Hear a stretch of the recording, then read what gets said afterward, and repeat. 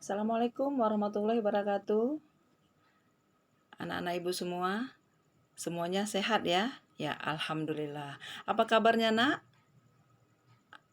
Alhamdulillah luar biasa.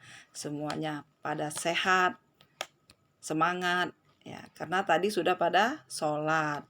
Ada yang tidak sholat tadi, Nak? Ya, insya Allah semuanya sholat ya. Setelah sholat, tentu kamu juga membaca Al-Quran. Nah, jadi kita, Nak, selain sholat, juga harus membaca Al-Quran. Minimal 3 ayat harus kita baca setiap harinya.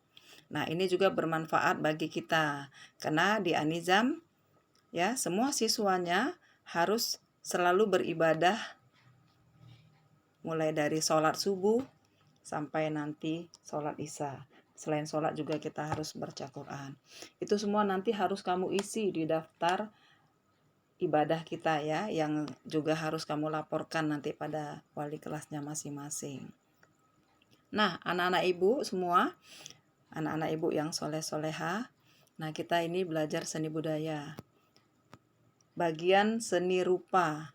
Nah, seni budaya kita untuk pertemuan pertama ini kita masuk pada seni rupa.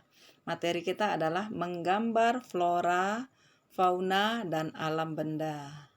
Nah, anak-anak ibu kelas 7, tentunya kamu sudah tahu kan apa itu flora, fauna, dan alam benda. Nah, di SD mungkin kamu juga sudah belajar ya. Nah, ini lebih kita perjelas lagi. Nah, apa itu flora, fauna, dan alam benda? Nah, sebelum kita membahas itu, coba kamu amati dulu tayangan gambar yang ibu berikan ini. Nah, perhatikan ada 3 gambar. Nah, ya, gambar apa ini, Nak? Nah, kalau kita lihat, ini adalah gambar daun, ya. Yang kedua, ini ada gambar awan, air, dan batu. Dan yang ketiga adalah gambar burung, ya, tepatnya burung elang. Nah, coba diamati dulu gambar-gambar ini. Diamati, di gambar yang pertama ini, flora atau fauna ya. Nah, yang kedua, begitu juga dan yang ketiga. Nah, jadi ketiga gambar ini, kamu bedakan mana yang flora, fauna, dan alam benda. Lalu, setiap gambar kamu amati lagi. Ya, di gambar yang pertama ini, itu ada daun. Bagaimana bentuknya, bagaimana kelopak-kelopaknya, dan berapa jumlahnya mungkin bisa kamu amati. Begitu juga dengan yang gambar nomor 2. Itu tergolong jenis apa. Dan apa saja yang terdapat dalam tayangan gambar tersebut. Nah, kamu sebutkan satu-satu. Nah, begitu juga dengan gambar yang ketiga. Ya, ini gambar apa? Termasuk jenis apa? Flora atau fauna? Nah, lalu kamu sebutkan contoh gambar ini. Warnanya apa? Ya, nah bentuk kepalanya bagaimana? Ada paruhnya, ada matanya, semua disebutkan. Bagian per bagian dari gambar tersebut semua kamu sebutkan. Nah, itu yang namanya mengamati. Nah, jadi nanti kamu sebutkan atau kamu tulis ya di buku kamu. Contoh dari flora, apa, bagiannya apa-apa saja. Lalu contoh dari fauna, terdiri dari apa saja bagian-bagiannya. Begitu juga dengan yang alam benda. Nah, setelah kamu mengamati gambar tersebut, ya, kita masuk pada pengertian menggambar. Nah, pengertian menggambar. Tentu anak ibu semua sudah pernah menggambar ya. Nah, di waktu SD kamu tentu sering sekali menggambar. Ya, baik itu menggambar flora, menggambar fauna, ataupun menggambar alam benda. Nah, apa saja yang pernah kamu gambar dulu, Nak, waktu SD? Mungkin pernah gambar burung, ya, menggambar kupu-kupu. Terus yang perempuan mungkin sering menggambar bunga nih. Ya, menggambar bunga. Kalau laki-laki juga menggambar apa tuh, Nak, yang sering? Menggambar pesawat terbang mungkin ya, Nak, ya. Nah, menggambar pesawat terbang. Nah, itu semua adalah contoh dari fauna, flora, dan alam benda. Nah, jadi, apa itu menggambar, nak?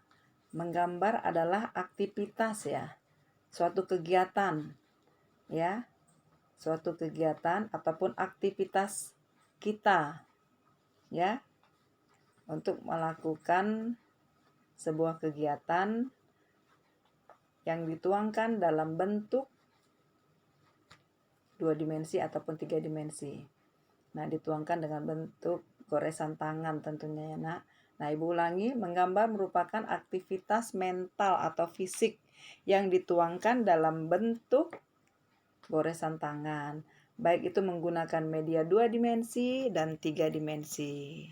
Nah, siapa yang tahu apa itu 2 dimensi? Ya, 2 dimensi adalah karya seni yang mempunyai 2 ukuran, yaitu panjang dan lebar. Hanya bisa dilihat dari satu arah depan saja. Itu 2 dimensi ya, nak. Nah, sedangkan 3 dimensi adalah karya-karya yang mempunyai 3 ukuran, yaitu panjang, lebar, serta tinggi atau tebal. Bisa juga dikatakan volume atau isi. Nah, itu yang 3 dimensi.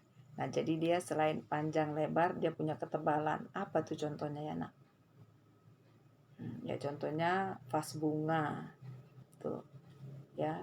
Karena vas bunga kan tidak datar dia, nak. Nah, kita melihatnya pun bisa dari berbagai arah. Tuh ya, nak. Yang 3 dimensi itu selain mempunyai 3 ukuran, juga bisa dilihat dengan berbagai arah. Dari depan, belakang, samping, atas, bawah, bisa keliling-keliling kita melihat benda tersebut. Nah, sedangkan yang 2 dimensi tadi hanya 2 ukuran saja dan bisa dilihat dari arah depan saja. Contohnya apa? Contohnya gambar, foto-foto, dan lukisan-lukisan. Semua yang medianya bidang datar itu 2 dimensi. Oke, nak. Nah, itu sekilas ya, nak. Kita lanjutkan. Nah, yang pengertian menggambar tadi ya. Nah, kita juga menggunakan peralatan, alat dan bahan seperti pensil warna ya. Bisa juga menggunakan ballpoint, krayon, cat air, dan lain-lain. Lalu medianya apa tadi, nak? Kok media bidang datar? Bisa kita gambar di atas kertas dengan berbagai jenis ukuran kertas. Lalu bisa juga kita menggambarnya di papan atau di triplek. Ya, karena triplek juga medianya datar karena rata dia. Nah, bisa juga kita menggambarnya di dinding. Ya, tentunya di dinding yang memang khusus untuk digambar. Bukan berarti dinding kelas kita bisa kamu coret-coret. Karena pikir kamu dinding kan bisa menggambar, kata ibu ini.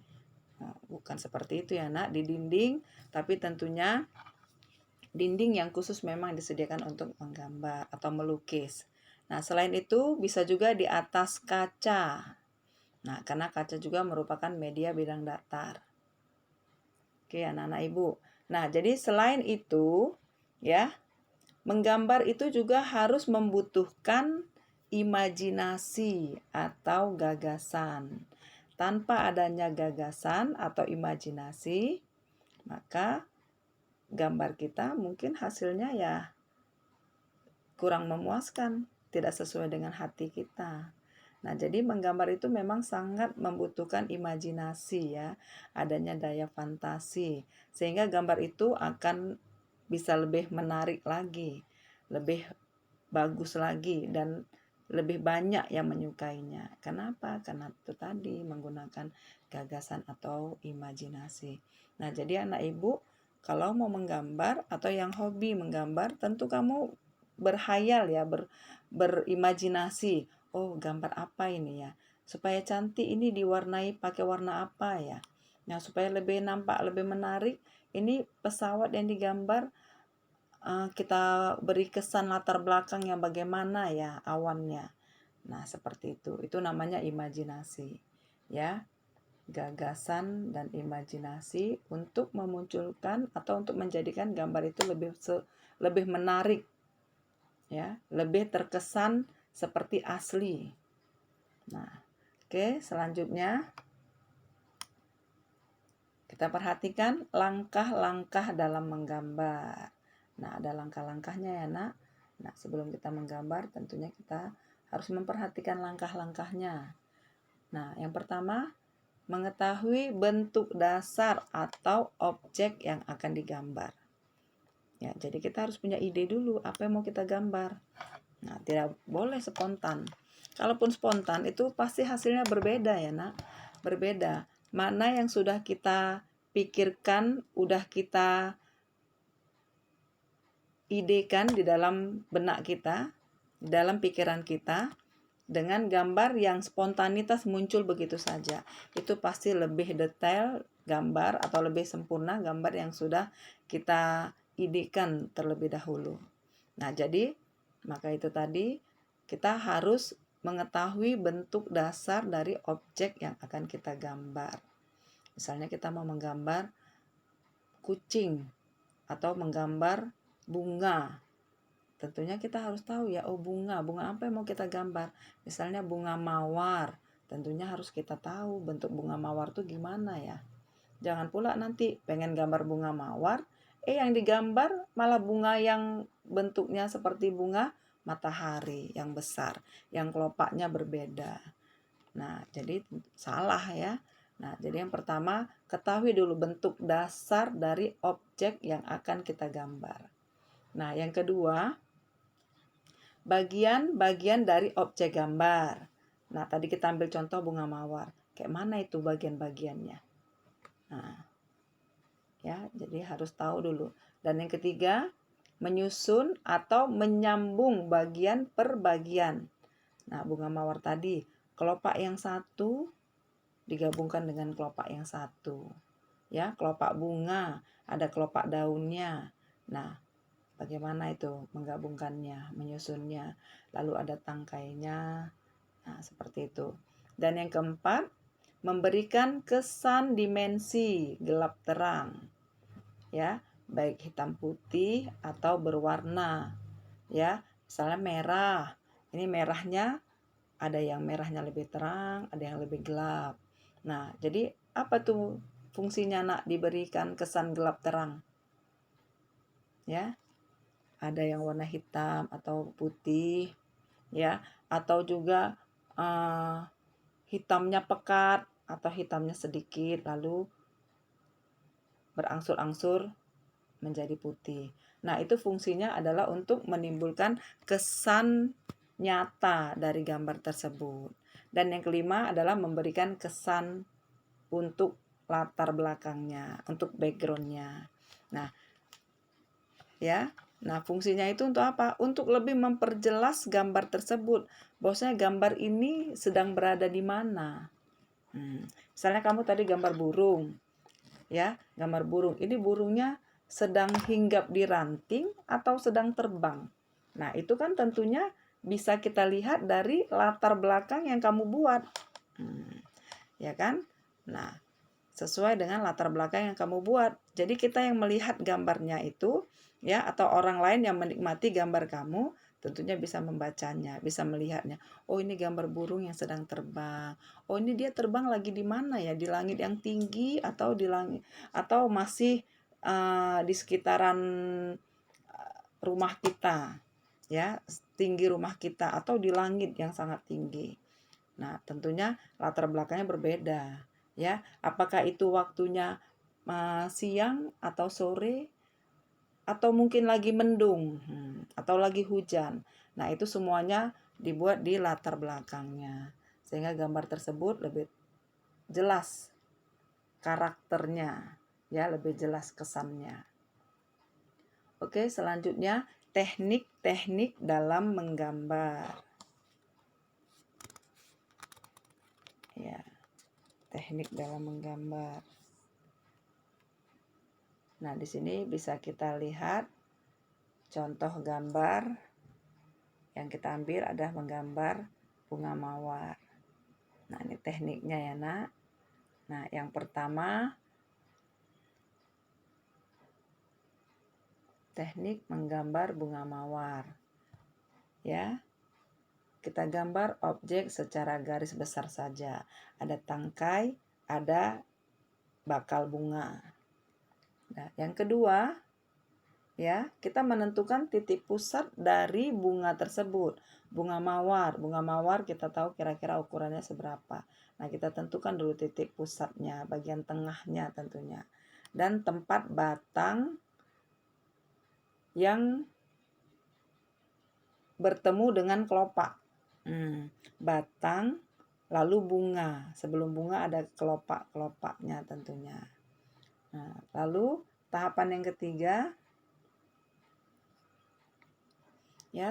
ketiga, lebih kita perjelas lagi di bunganya, di kelopaknya itu, ya, di bunganya. Nah, di tahapan ketiga ini, di teknik yang ketiga ini, sudah lebih nampak bunganya, atau sudah bisa kita katakan sudah sempurna ya nak, di tahapan yang ketiga ini. Sudah tahu kita kalau itu adalah bunga mawar. Lalu yang keempat, bunga tersebut sudah kita beri warna. Ya, kita beri warna, tentunya berbeda warnanya ya. Mana batang, mana kelopak, mana bunga. Nah, ini dia tadi ya. Memberikan kesan gelap terang atau berwarna. Itu tadi ya. Nah, jadi kita bisa tahu, oh bunga ini rupanya warnanya merah. Daunnya atau kelopaknya itu warnanya hijau. Dan batangnya itu warnanya coklat. Nah, jadi terkesan ini adalah jelas memang bunga mawar dan bunga yang segar ya, yang masih hidup tentunya. Segar. Nah, jadi kalau kita lanjutkan lagi tahapan ini masuk pada tahapan membuat latar belakangnya. Nah, di contoh ini kan kita tidak tahu bunga ini berada di mana, karena tidak ada latar belakangnya. Jadi tidak punya karakter, dia tidak sifatnya, bunga ini masih kurang jelas ya berada di mana. Nah, jadi tadi dari keterangan Ibu yang awal, nah tahap kelima itu adalah memberikan kesan latar belakang sehingga kita bisa lebih jelas bunga ini apakah lagi di pot bunga, di vas bunga, atau lagi memang dia tumbuh ya, atau berada di tanah ya, di halaman rumah kita. Nah, itu tadi ya nak. Nah, ini ada satu contoh lagi, yaitu bunga Kamboja. Nah, ini adalah bunga Kamboja.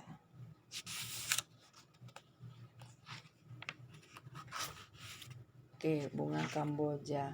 Nah, ini ada tahapannya membuat bunga Kamboja.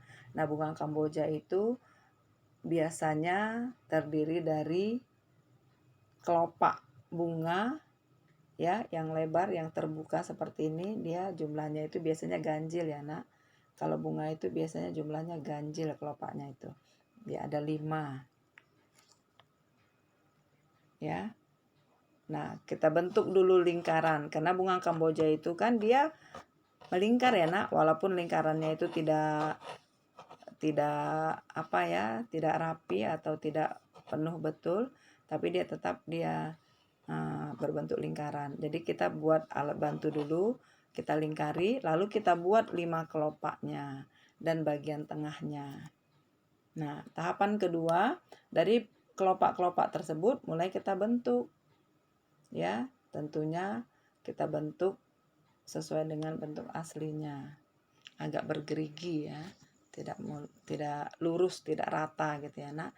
Baru tahapan yang ketiga, nah kelopak tersebut kita perjelas dengan gelap terang. Nah, ini gelap terang yang kita gunakan bukan gelap terang hitam putih ya, tapi kita sesuaikan dengan warna dari bunga Kamboja. Ya, warna merah. Ya, warna merah, di pinggirannya lebih jelas merahnya, dan di bagian tengahnya ya, tengah setiap perkelopak ini merahnya itu sudah memudar. Ya, merahnya itu sudah memudar. Nah, ini menunjukkan kesan gelap terang. Nah, jadi menunjukkan kesan gelap terang sehingga bunga tersebut seperti asli. Nah, itu jadi jelas ya nak. kenapa harus kita kasih gelap terang? Kenapa harus kita kasih latar belakang? Nah, jadi fungsinya itu semua untuk menimbulkan kesan nyata atau hidup dari objek yang kita gambar.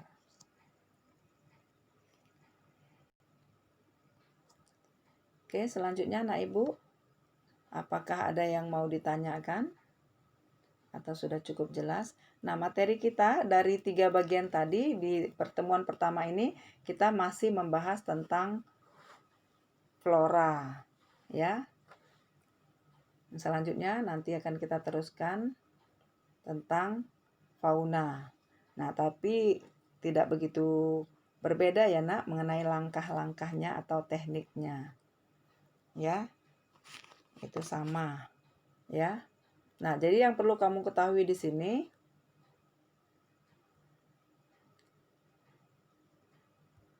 ya, sebelum menggambar tentunya ada langkah-langkah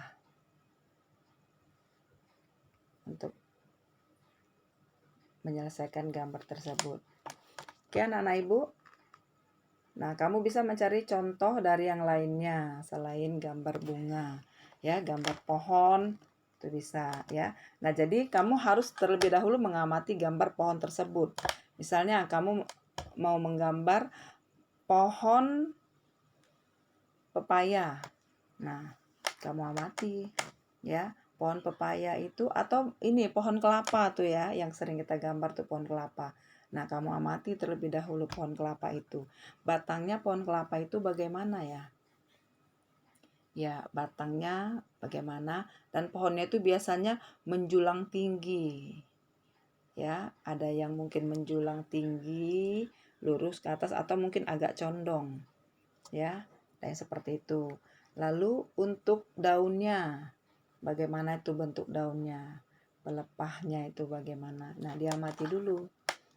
Lalu ada buahnya itu di bagian mana.